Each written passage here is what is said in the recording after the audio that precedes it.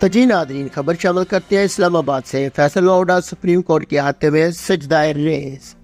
Senator Faisal वाडा ने supreme court of Pakistan के हाथे में मीडिया टॉक से पहले सजदा किया। सेनेटर फैसल वाडा अपने खिलाफ तौहीन अदालत का नोटिस वापस होने पर सजदा शुक्र बजा लाए। फैसल वाडा सुप्रीम कोर्ट से निकलते ही सुप्रीम कोर्ट के हाथे में सजदा रेज हो गए। फैसल वाडा सजदा शुक्र अदा करने के बाद मीडिया से बात किए बगैर सुप्रीम कोर्ट से रवाना हो गए। वादे रहे कि सुप्रीम कोर्ट ऑफ पाकिस्तान ने आज फैसल वाडा और मुस्तफ़ा कमाल की गैर मशरूत माफ़ी कबूल कर ली है।